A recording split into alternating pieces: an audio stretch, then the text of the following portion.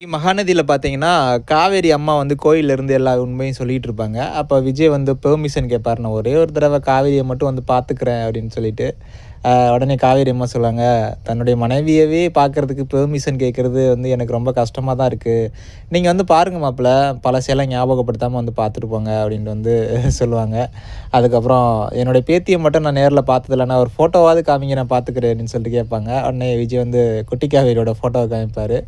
அப்படியே காவேரி மாரியே இருக்கா, சின்ன வயசுல காவேரி எப்படி இருந்தாலும் அதே மாரியே இருக்கா அப்படின்னு சொல்லிட்டு அவங்க அம்மா சொல்லுவாங்க. அதுக்கப்புறம் 2 பேரும் வீட்டுக்கு போவாங்க. காவேரி ஒரு மாரி ஷாக் ஆகி பார்ப்பாங்க.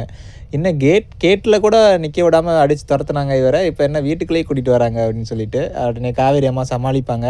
அவங்க பொண்ணு வந்து நீ இருந்தா தான் நீ ஸ்கூலுக்கு வராதனால அழுதுகிட்டே இருந்துச்சா, நான் காவேரி மிஸ் இருந்தா தான் ஸ்கூலுக்கு போவேன் அப்படின்னு சொல்லிட்டு, அதனால தான் நான் வந்து கூட்டிட்டு வந்தேன் அப்படின்னு வந்து சொல்லுவாங்க.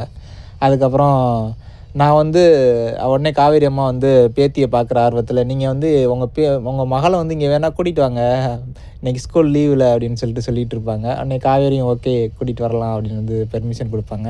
விஜய் வந்து தேங்க்ஸ் சொல்லுவாரு காவேரிட்ட. "என் பொண்ணு வந்து கீழ விழுந்து அம்மு வந்து கீழ விழுந்தப்போ நீங்க தான் வந்து ஓடி போய் தூக்குனீங்களாம். ஸோ அதுக்காக ரொம்ப தேங்க்ஸ்" அப்படின்னு சொல்லிட்டு, பொண்ண வந்து அம்மா தூக்குனதுக்கு தேங்க்ஸ்லாம் சொல்றாங்க. ஸோ எனிவே தெரியாதுல்ல பாவம். தெரிஞ்சா செம்மையா இருக்கும்.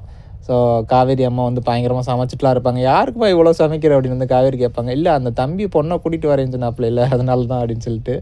ஸோ பேத்தி வர்றதுனால பயங்கரமா சமைச்சுட்டுலாம் இருக்காங்க. மாப்பிள்ளை வேற வராரு அப்படிங்கிறதுல.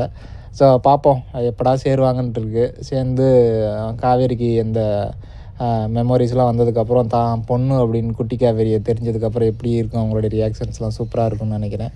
ஸோ எனிவே பார்ப்போம் எப்படி இருக்க போகுது அப்படின்னு சொல்லிட்டு. ஸோ உங்களுக்கு யார் பிடிக்கும் அப்படின்னு சொல்லிட்டு கமெண்ட் பண்ணுங்க. நான் தெரிஞ்சுக்கிறேன். Thank you.